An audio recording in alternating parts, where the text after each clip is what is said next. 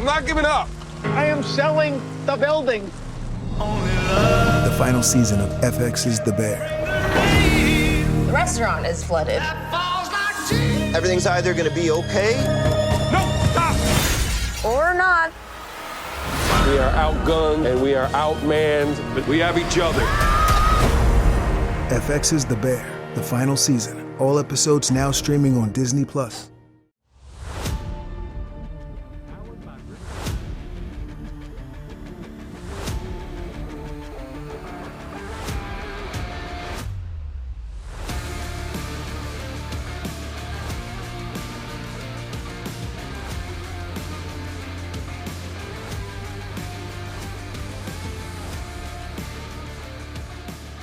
Welcome to Futures Focus, talking all prospects all the time across all the levels of the game.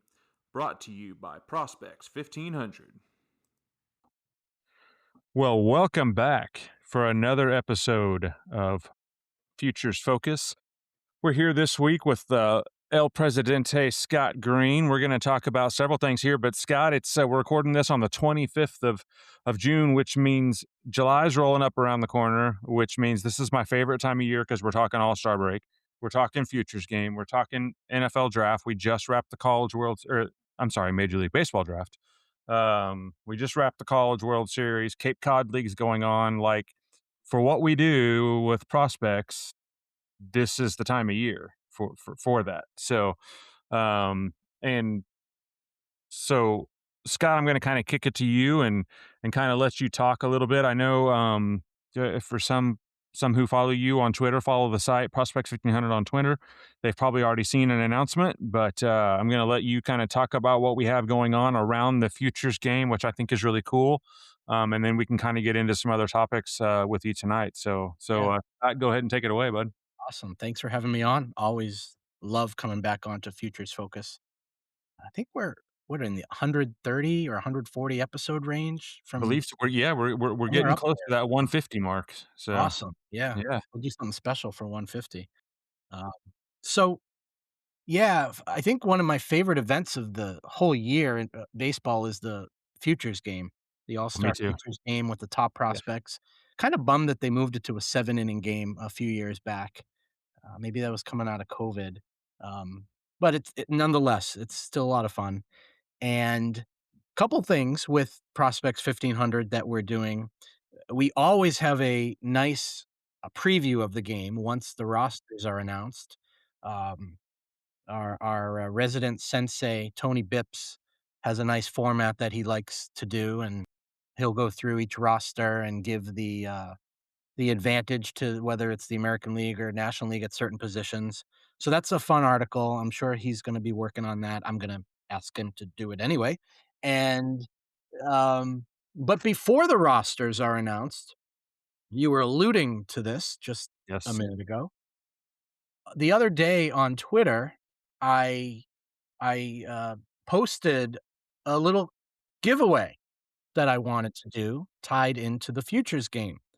And we'd love to get some responses posted up there. Let any of our listeners chime in with their thoughts. But the deal is that I'm looking for guesses. We haven't done this before. Looking for guesses of players that will make the Futures game roster. And it's not, there's no exact science to this because you really don't know. I will tell you that a lot of AAA players don't make the roster. And if you've had service time in the majors at all and still are considered a prospect, I don't believe that you are eligible to play. You might get selected, but they don't actually go. Correct. So most of the Futures game rosters are those players that are in AA, High A, Single A, and I don't know if they have Complex League guys. I think it's Single A, High A, and Double A. Mostly. I would agree. Yeah. So the contest is predict the rosters, not the entire roster, because I wanted to not make it too long and too difficult for people to enter. Let's get some entries. Pick 6 players in each league that you think will make the Futures game roster. Give me 6 American League prospects. Give us 6 National League prospects, hitters or pitchers. Submit it And with a tiebreaker of which league is going to win the futures game and the score, just so we have a tiebreaker. Yeah, sure. And you just have to post that on Twitter and reply to our pinned tweet.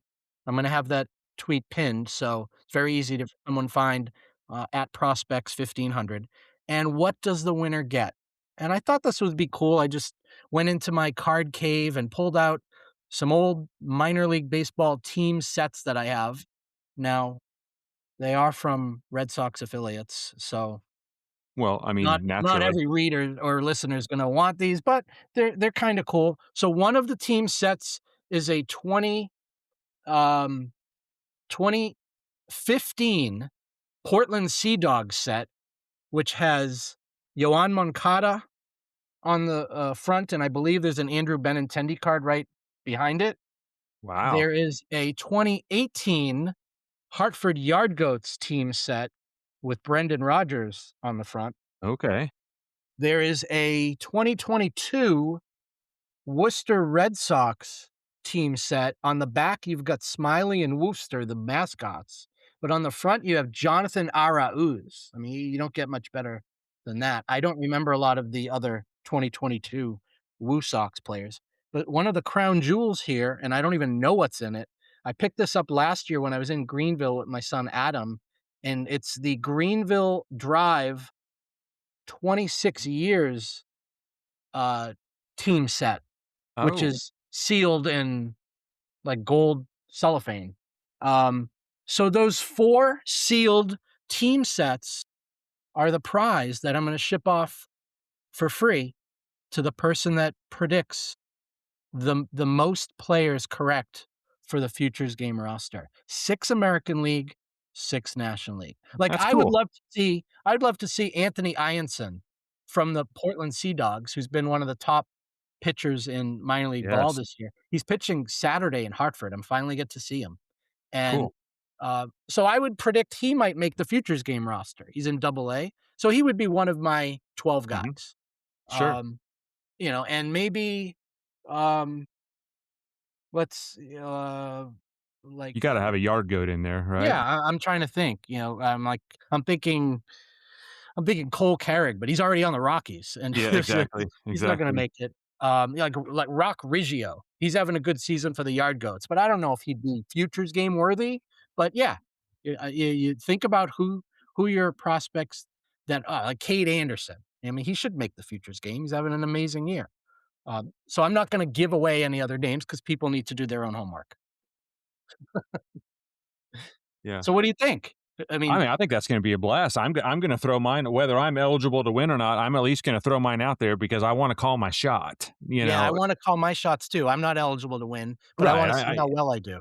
exactly. I mean, if I win, then whoever's in second place wins. How about that? But I gotta call my shot anyways. I mean, it's gotta have some fun with it, but, no, I think that's really cool, Scott, and I think it's really neat that it's some minor league team card packs like that because that the, uh, the Greenville Drive one's got my head spinning, like, what all could be in there? That could be pretty cool what From all's last in that year, thing. maybe at Franklin Arias? I mean, I don't know. That I'd have to yeah. look up their checklist and see what's there. It says Greenville Drive, 26 years, 2025 team sets. So I don't think it's a mixture of different years. It might be a mixture of different years, but if it's last year's roster, they had some decent players. Yeah, yeah, for sure, and if it's any Red Sox fans would really, really eat that up, but, um, Yeah, and there's a lot of players in these card sets that have gone on to other teams. absolutely, I mean, heck, you mentioned Yoan Moncada, I kinda actually forgot that he was a Red Sox prospect at one point, so Yeah, when I went to see them in 2015 in Portland, it was Yoan Moncada was like the top prospect in yeah, baseball. Andrew yeah, Benintendi was one of the top ones, mhm. right there behind him, and then they had this other guy named Mauricio Dubon, and Yeah, we've heard of him. he was like an afterthought, and now he's probably having a better major league career than those other 2 guys. For sure, yeah, yeah, across the board, yeah, I would say so, but yeah, yeah. So Well, that's cool. I would just like to, reiterate, go to Twitter. Mhm. If you wanna call it X, but Jeremy and I aren't not calling it X.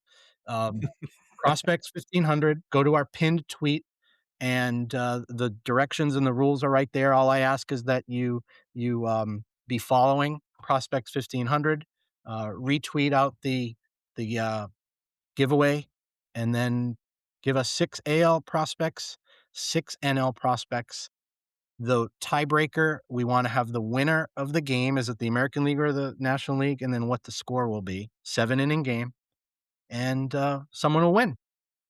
Yeah, and we were kind of talking about this off air. This is a bit time sensitive. So, again, like I said, we're recording this on the 25th. I'm going to get this thing wrapped tonight so we can get it out too, so the listeners can hear it. But I think the 30th, I believe, I looked up Probably last year. sometime within the next week, the rosters are going to be announced. So we want, as soon as the roster's announced, I'm making the rules right here, live on our podcast. As soon as the rosters are announced, then no more entries can be submitted, of course. Sure. But no, I think that's going to be really cool, Scott. I think that'll be a fun thing. And so again, listeners, jump out there. Don't waste any time. Jump out there, do some quick research and see as many of those 12 names as you can get. But again, you're looking for 6 NL, 6 AL, all right? Yep. Not 12 combined. You're looking for 6 and 6 to equal 12. Okay. Absolutely. All right. Just wanted to make and sure. It's going to be fun. We're going to have a little group in Philadelphia over All-Star Weekend. We're going to, be able to hang out on Friday night. Saturday morning, we're going to check out the All-Star Village. I still call it Fan Fest. We'll go from there at the convention center over to the MLB draft. Kurt Moody, Baseball Moods, and I will be covering the draft from the draft floor, which is exciting. And then we've got some other ham and eggers that'll be up in the cheap seats, just having a grand old time. And then Sunday we'll be at the ballpark at Citizens Bank Park for the Futures game that afternoon. I think it's at noon. They're starting early this year. And then I don't know if people are going to maybe stick around for that home run derby or All-Star game Monday and Tuesday, but most of our fun events and activities are over the weekend. So yeah, I think definitely some of us from the Prospects 1500 crew. My son Adam will be down there, credentialed for the Futures game, and Gail, our resident Futures game photographer, they'll be on the field and talking to players in the clubhouse before the Futures game and getting some photos, some video, some interviews. So we're gonna cover it as best we can. Yeah. We always have a strong presence out there, and I really enjoy seeing Gail's shots and some of the texts that come through our group chat about some of the interactions you guys had with some of the players and what they saw and stuff like that. And I think every year somebody comes back with, hey, just listening to this guy talk gets you excited. His swagger on the field, that stuff's just super cool to see because the average person doesn't get to see that stuff. So I think that's really cool. But yeah, so that's going to be a blast. Sad, I was hoping to be a part of that group this year in Philly, but somebody in my family decided that it would be a really good idea to have a wedding on that weekend, which they certainly are not a baseball fan, or if they are, they weren't thinking. I don't know. Anyways, but that's all right. We're going to see you in 2027, right? As long as there's a season. I got to thinking about that the other day. Jeez, what happens? I forgot about that. I know what happens but anyways, it'll just push it back a year. Chicago's getting it. I can be in Chicago. I'm going to Chicago. Maybe I want to do something. Whether you go next year or whenever they move it to. Exactly. Whenever the next All-Star game is. I don't think they have anything. There's not a city announced for 2028 yet. So if we don't have baseball, and it's looking like we might not have baseball, especially with these crazy ideas that are being proposed by both sides right now. If we don't have baseball next year, then maybe it will be Chicago in 28. But we're talking way too early here. I'm going to keep praying to the baseball gods that they get this thing figured out sometime this winter, and we get to have baseball, because I don't want to think about not having baseball. That would be horribly sad. But yeah, Scott, that's got some cool stuff going on. I think we talked about off air. We've even got Jack, which listeners to the show Jack on Sports, Jack McKnight, down at the Cape this year. I know your son was there the last two or 3 years, I think. 2 years, yeah. Adam was a senior writer last year. Yeah, he actually interned for the Wareham Gatemen. Yeah. So we've got some live looks at the Cape. You're going to be there. You're I'm gonna going be to go there catch next some week. games at the Cape. I'm So gonna hit a couple games over the July 3rd and 4th, Orleans and Chatham, I believe. Maybe catch a couple other teams. So I'll put up through on social, some thoughts that I have from seeing some of those players. Cape's great time. That's always a fun experience too. But yeah, so I mean, there's some really cool stuff going on at the site. Like I said, once the actual draft happens, Sean and I will get together like we did last year, and we'll go through the first two rounds and break it up into a couple episodes and give you his thoughts on. Now we know where they went. How does that impact things? I think that was a pretty popular show last year, so we'll roll that thing out there again. Anytime we can get Sean on here talking about the college guys is a big thing.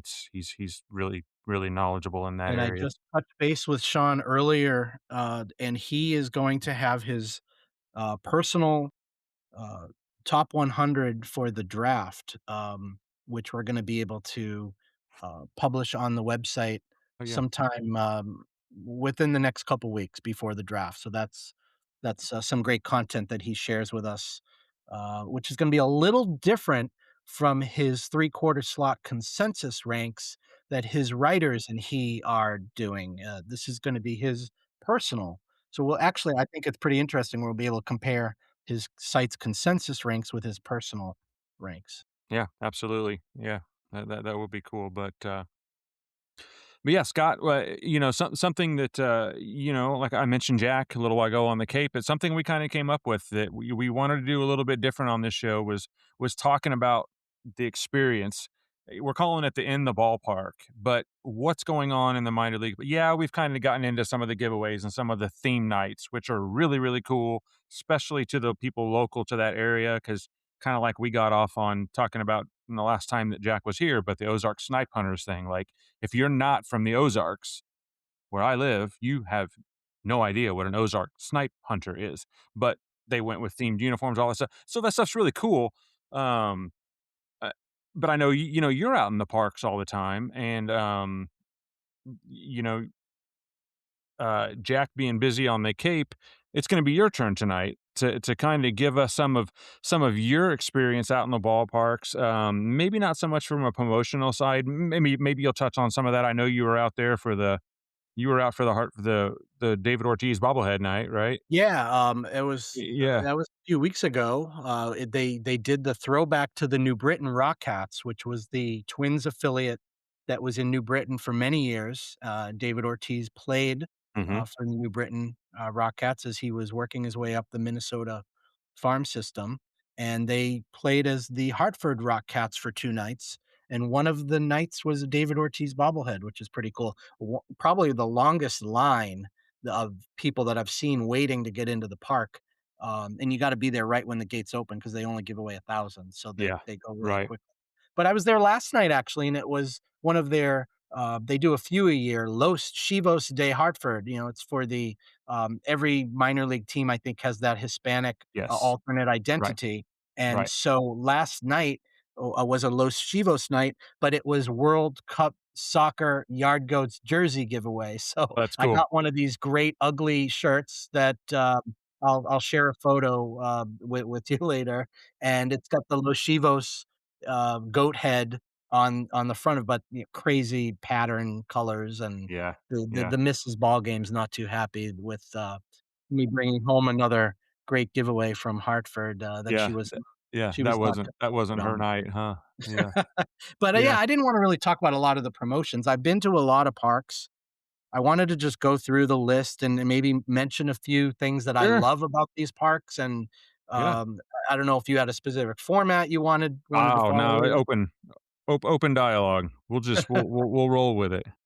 So I honestly don't remember my first minor league game. I think I may have been in middle school or high school where my dad took me to the Pawtucket Red Sox, McCoy Stadium in Rhode Island, which was the Boston's AAA team for many, many years.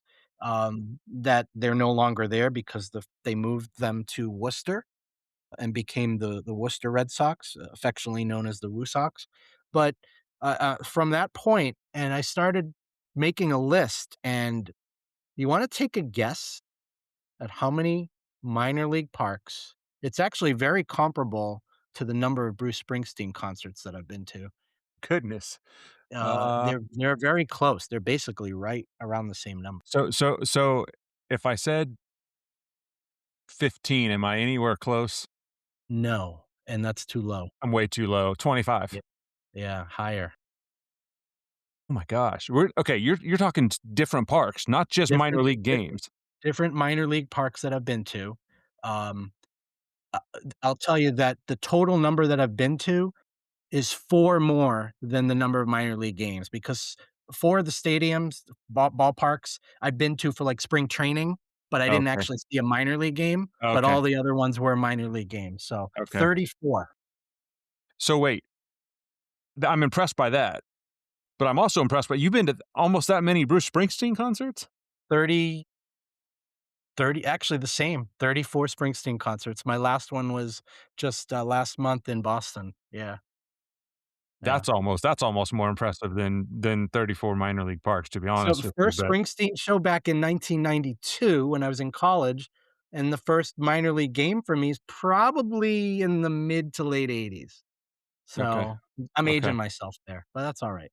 So, Uh, yeah, I think I counted 34 parks, about 30 which I've seen minor league games at from the time I was in, middle or high school all the way up till now, and heck, Hartford and Worcester are the closest ones to me. I love them. Hartford's been voted best double-A ballpark several years by Ballpark Digest. One of the favorite things that they do every game is the baby goats race. They have these little kids, sometimes toddlers, and they put them in these little goat costumes and they run from behind first base all the way around the infield dirt over to third base, and it's 3 kids that are running. Sometimes the toddler has no idea which way to go. Sometimes there's kids that get it done in 10 seconds, and sometimes it takes 30. So it's a lot of fun. They had a dairy day for the American Dairy Association a couple weeks ago, and it was the baby cow race instead of the baby okay, goats that because makes it's that a makes sense. dairy. I've talked to the general manager and the president and the promotion director of the team, and I've told them that what they really need to do is have an old goats race, and There that you I go. would get in the goat costume with a couple of my buddies, and we would do the race, and they don't have the liability, I was and just the about to insurance say for that. I was about to say their insurance probably wouldn't cover them, for that activity, I think so the crowd would love it though. I mean, it's absolutely, absolutely, yeah. Yeah. those are my home parks, but heck, I mean, I've been to Portland, Maine a couple times. It's really cool up there. I miss Norwich, Connecticut. Heck, that was the home of the Connecticut Tigers, a former New York Penn league. When they after COVID, when they contracted that Mhm, New York Penn League and mhm. all of the short season A league, it left us with a big void. And some of these parks that I loved going to, Norwich, Lowell, Mass. Even when I was out in Syracuse during my college days, I would go to Auburn, New York, and the Auburn Doubledays were a Connecticut. I'm sorry, they were a New York Penn League team, which was less than a half hour from Syracuse. Was pretty cool. Somerset, New Jersey, Double-A Yankees, the Patriots, they do a nice job there. I know the marketing guy. Our good friend, Ed, who does a lot of my card breaks, he's on Twitter as Bronx Cards fan. He's a season ticket holder right behind the plate at the Hudson Valley Renegades Oh, in nice. Wappinger Falls, New York. Um, and he loves getting autographs, in-person autographs, and I've had his seats.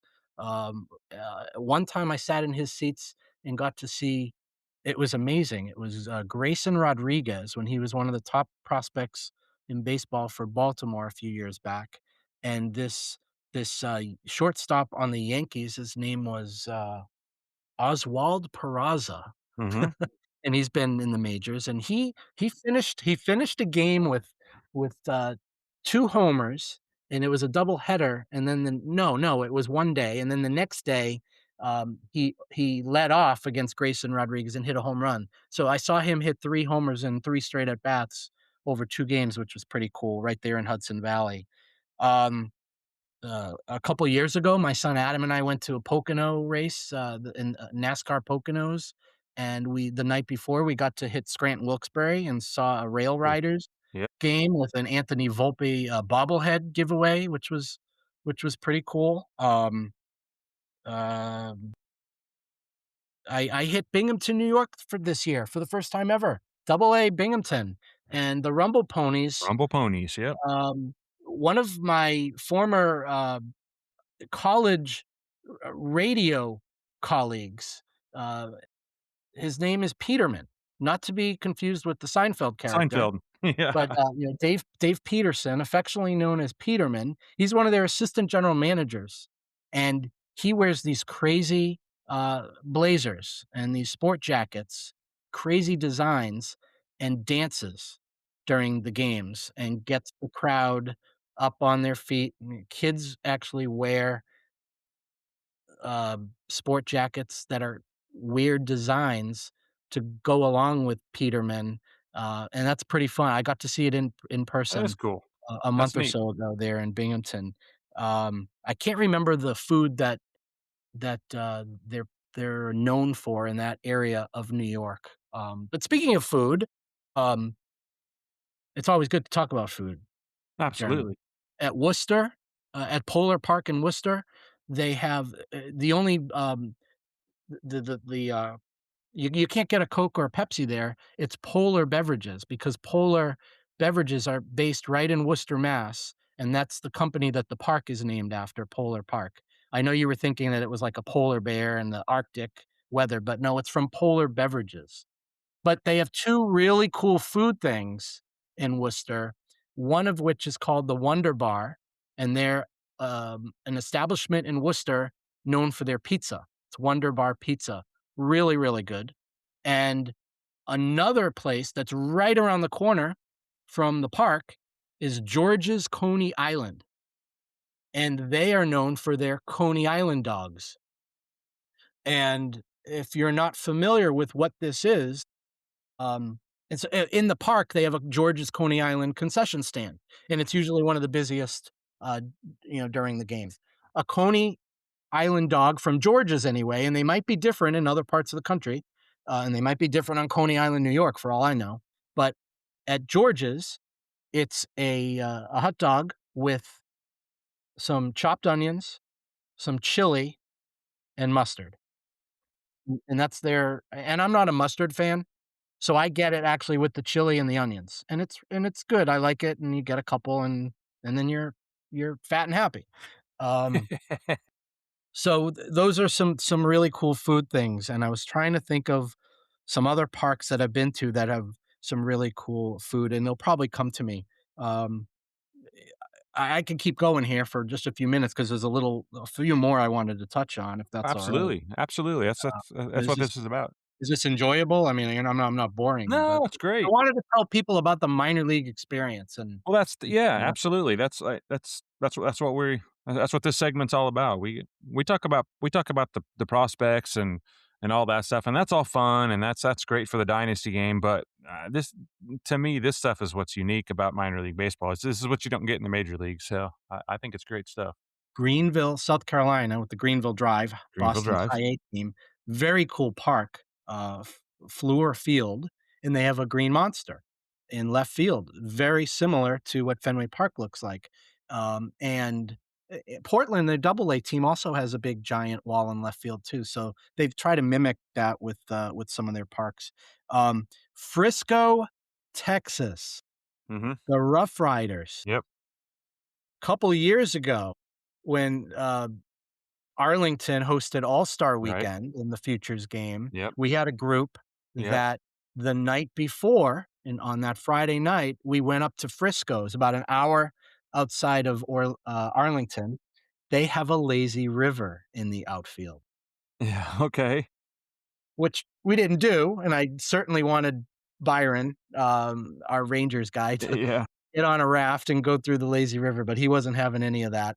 But we rented, we secured. They have stagecoaches, I was gonna say and stagecoaches. Yeah. the Yeah. stagecoach is kind of just like a seating area with a rounded awning over the seating area, kind of resembles like a stagecoach.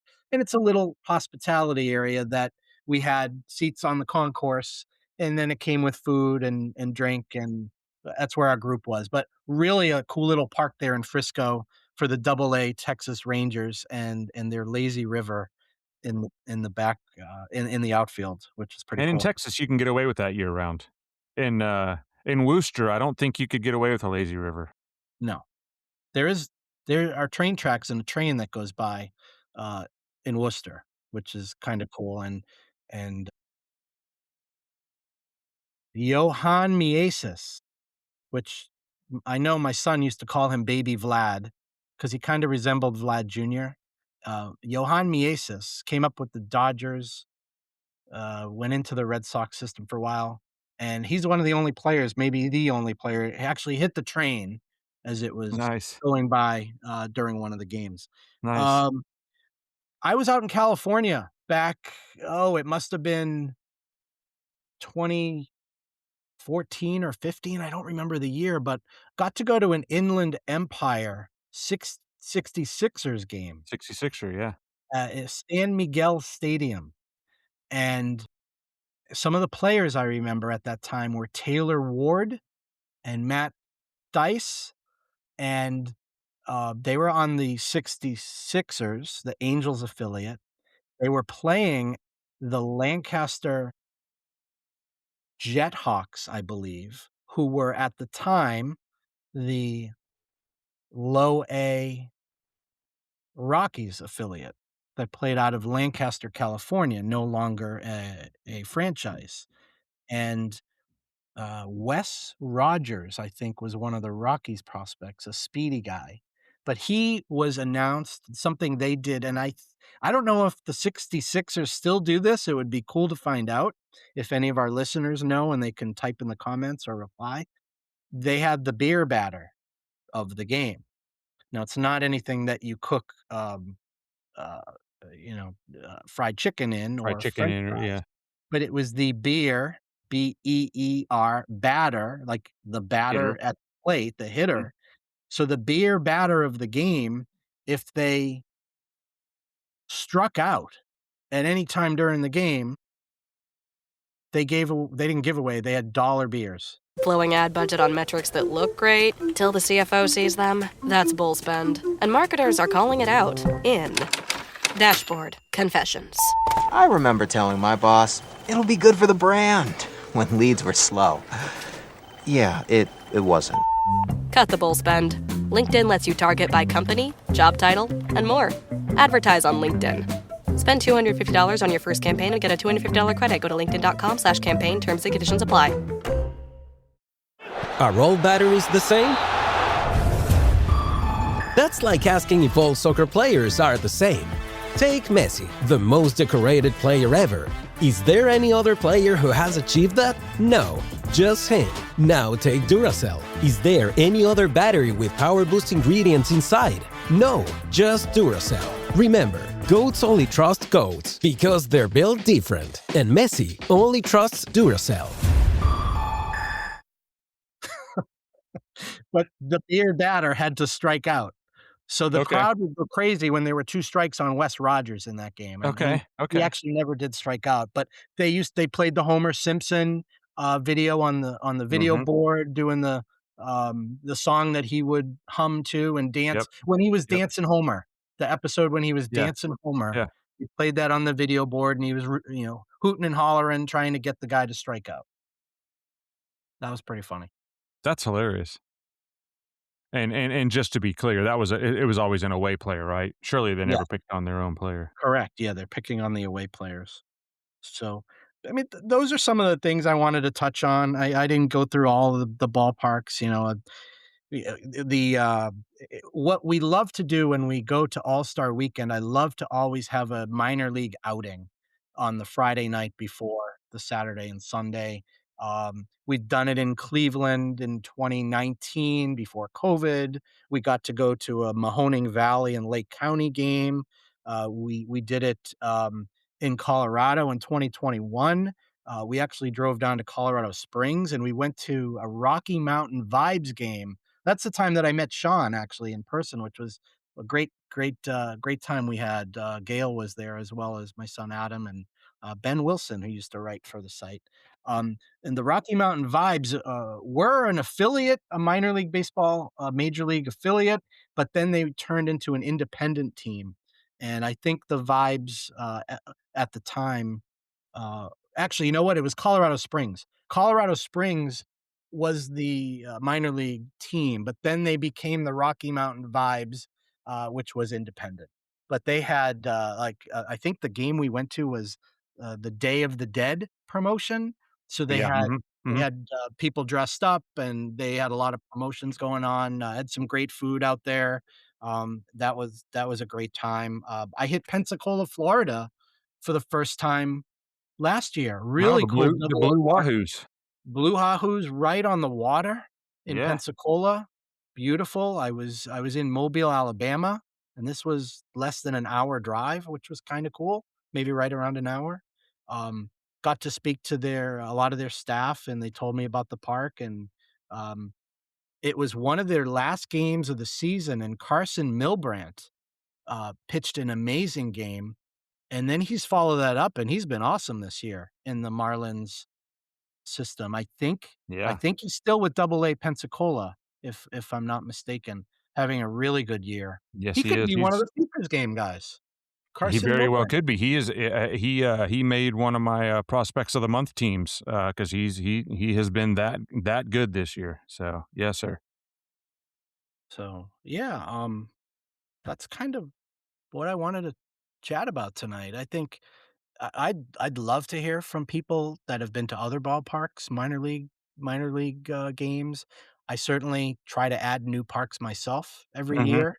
Anytime I take a business trip, it's not often. I don't travel a lot for work, but when I do, um, like I was on a work trip for a conference back in September, which is when I got to go from Mobile down to Pensacola. Um, we were a conference that I went to a couple years ago in Norfolk, Virginia, and I was bummed because the Tides were out of Tides town. were they out of They were out town? of town that week. That'd have been cool, Their park was just literally a block from where I was staying. man. So, how about you? What about some parks you've been to that I know some I haven't been to?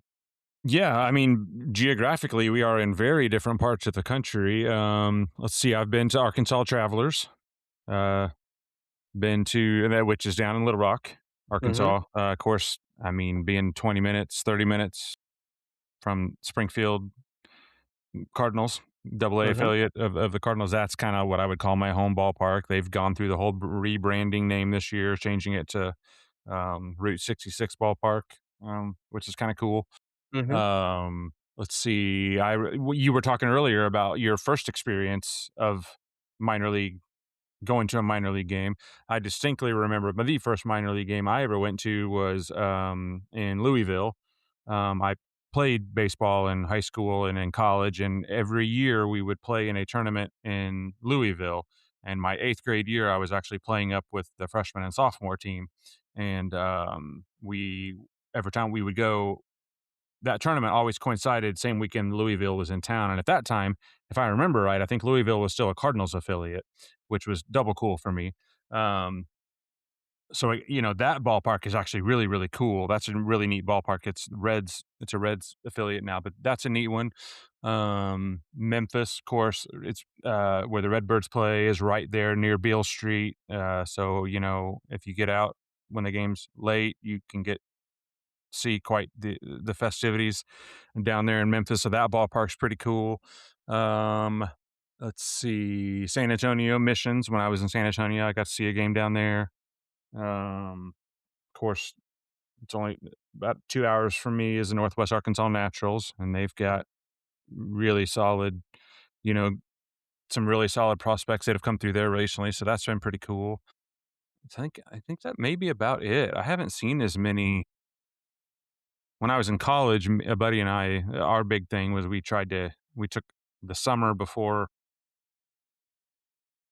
between high school and college, we went away and when we tried to hit a bunch of major league ballparks, which if we'd have been smart, we would have hit minor league ballparks because we could have hit more. But, Yeah, uh, yeah. but no, I just think, I'm glad that Jack brought this idea up and we decided to do something because I think it's we get we get to talking about prospects and we get to talking about all that stuff, and I get it. That's what what kind of what our focus is, but the minor league parks are really fun to get out to. And like you said, it's especially for a regional flair on things.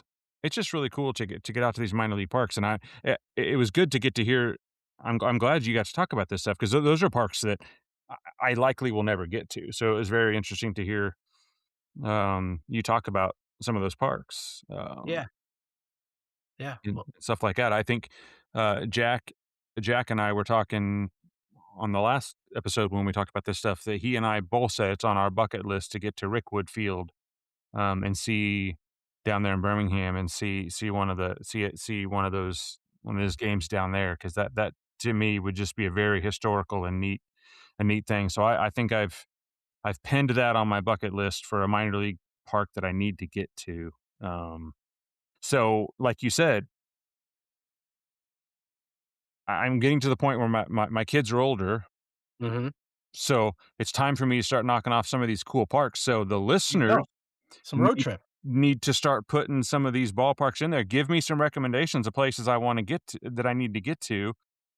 I'm not opposed to a road trip. Maybe hit a couple of games and do something fun, find some fun stuff to eat too. So I want to hear what parks I need to get out to in the next 5-6 years. We were really hoping to have a nice minor league prospects outing this coming All-Star weekend outside of Philadelphia. Some parks that are really close are the Reading Fighting Phillies, and then the Fighting Phils, yeah. Formerly the Lakewood Blue Claws, now the Jersey Shore Blue Jersey Claws. Shore, yeah. And they're both out of town. They're both out of town. Bummer.